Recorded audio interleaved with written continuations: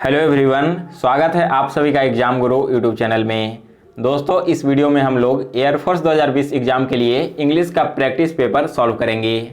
इसमें आपको total 20 question solve करवाऊंगा, तो आप हमारे साथ सारे क्वेश्चंस को पहले खुद से सॉल्व करने की कोशिश कीजिए और वीडियो के लास्ट में बताइएगा कि आज आपने कितना स्कोर किया है। अगर आपको इसका पीडीएफ डाउनलोड करना है तो पीडीएफ आप टेलीग्राम ग्रुप से डाउनलोड कर लेना। टेलीग्राम ग्रुप का लिंक मैंने डिस्क्रिप्शन बॉक्स में दे दिया है। वीडियो स्टार्ट करने से पहले दोस्तों, एयरफोर्स 2020 एग्जाम के लिए वाई ग्रुप का मॉक टेस्ट तैयार किया गया है। इस मॉक टेस्ट का दाम केवल 25 रुपये रखा गया है और इसमें जो क्वेश्चंस दिए गए हैं वो आपके एग्जाम के पैटर्न के अकॉर्डिंग है। तो जिन लोगों ने अभी तक इस मॉक टेस्ट को परचेज नहीं किया है तो डिस्क्रिप्शन बॉक्स में लिंक दिया गया है, वहाँ से आप इसे परचेज कर लें। चलिए आज का प्रैक्टिस पेपर स्टार्ट करते हैं। सो गाइज, यहाँ पर क्वेश्चन नंबर 1 से 4 तक पैसे से रिलेटेड क्वेश्चन है और इस क्वेश्चन को हम लास्ट में सॉल्व करेंगे। स्टार्ट करते हैं क्वेश्चन नंबर 5 से।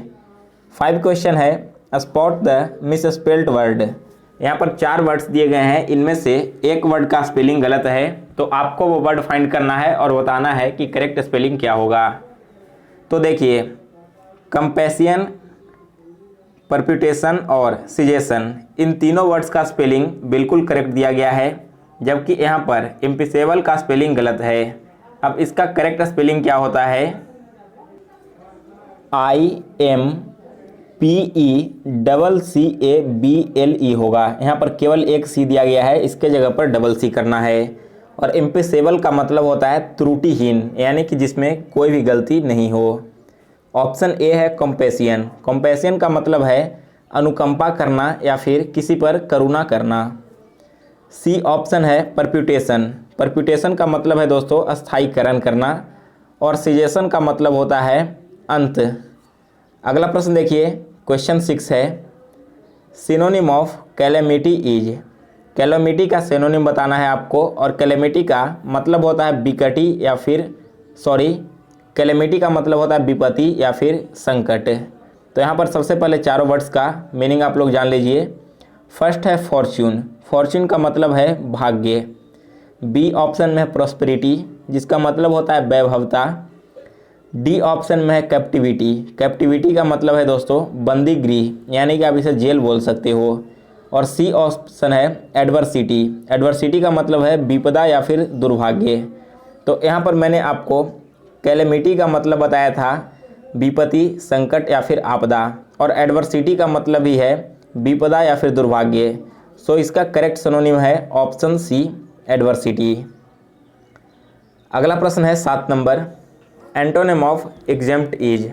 एग्जेम्प्ट का आपको एंटोनिम बताना है और इसका मतलब होता है किसी भी को मुक्त कर देना या फिर छूट देना।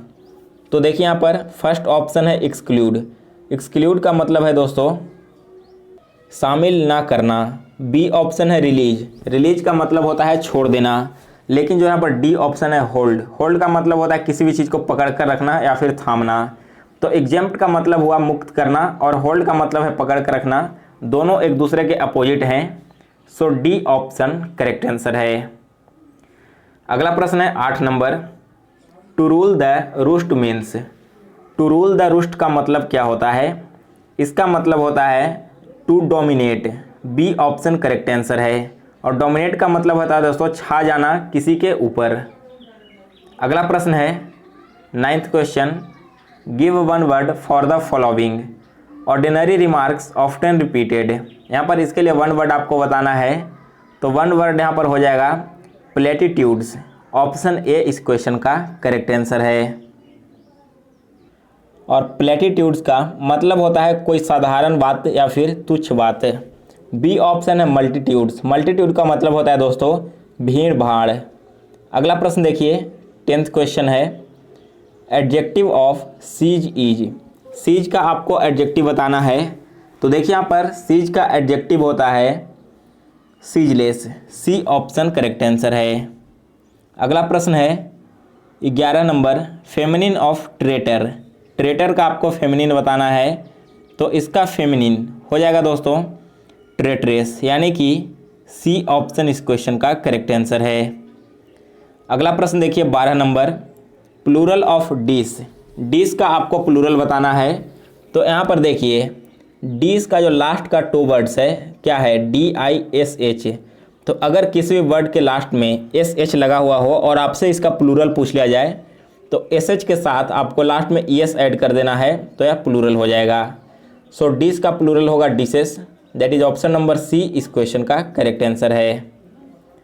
अगला प्रश्न है 13 number, past form of hurt is. Hurt का पास्ट फॉर्म आपको बताना है तो यह हो जाएगा हर्ट। ऑप्शन ए इस क्वेश्चन का करेक्ट आंसर है। अगला प्रश्न है 14 number, change the voice of the given sentence the prime minister says so. यहाँ पर आपको इसका वॉइस चेंज करना है, एक्टिव से पैसिव में बदलना है। तो करेक्ट आंसर है it is being said so by the prime minister. C option correct answer है। नेक्स्ट है question number 15th, the company is aiming dash increasing export. Preposition आपको बताना है 15th नंबर क्वेश्चन में। तो देखिए यहाँ पर 15th नंबर क्वेश्चन में क्या हो रहा है कि कंपनी जो है वो एम कर रहा है अपने एक्सपोर्ट को इंक्रीज करने के लिए। सो यहाँ पर एट प्रीपोजिशन का यूज किया जाएगा। अगला प्रश्न है 16 number, she was angered dash my remarks. तो देखिए यहाँ पर फिर से आपको प्रीपोजिशन ही यूज करना है। यहाँ पर यूज किया जाएगा दोस्तों वाई का। सी ऑप्शन करेक्ट आंसर है। She was angered by my remarks. Next है 17th question, I took the scoundrel dash a noble person. Scoundrel का यहाँ पर मतलब होता है दोस्तों बदमाश या फिर दुर्जन व्यक्ति। यहाँ पर भी आपको यूज करना है प्रीपोजिशन। तो 17th क्वेश्चन में फॉर प्रीपोजिशन का यूज किया जाएगा। I took the scoundrel for a noble person. Next है question 18, the two are as far apart as the. So यहाँ पर खाली स्थान की जगह पर आएगा poles. D option correct answer है। यहाँ पर दोस्तों 18th क्वेश्चन में यह फ्रेज एक तरह से यूज किया गया है कि जो दोनों इस तरह से दूर हैं जैसे दो पोल एक दूसरे के दूर हैं, जैसे नॉर्थ पोल और साउथ पोल है। अगला प्रश्न है 19 नंबर, none of this money dash yours. So यहाँ पर देखिए 19th क्वेश्चन में हेल्पिंग वर्ब इज का यूज किया जाएगा। None of this money is yours. यहाँ पर ध्यान दीजिए दोस्तों, जब भी कोई सेंटेंस नन के साथ स्टार्ट हो तो आने वाला जो हेल्पिंग वर्ब होगा वो हमेशा से सिंगुलर फॉर्म में होगा। इसी कारण से यहाँ पर इज का यूज किया गया है। लास्ट क्वेश्चन है 20, I see you after dash breakfast. Article fill करना है यहाँ पर। तो 20 क्वेश्चन में कोई भी आर्टिकल यूज नहीं किया जाएगा। आई सी यू आफ्टर ब्रेकफास्ट बिल्कुल करेक्ट है, यानी मैं तुम्हें नाश्ते के बाद मिलूँगा। अब चलिए लास्ट में पैसेज वाले क्वेश्चंस को भी देख लेते हैं। तो ये रहा दोस्तों पैसेज। सबसे पहले आप लोग वीडियो को पॉज कीजिए और इस पूरे पैसेज को पढ़ लीजिए, फिर हम लोग इसके क्वेश्चंस को देखेंगे।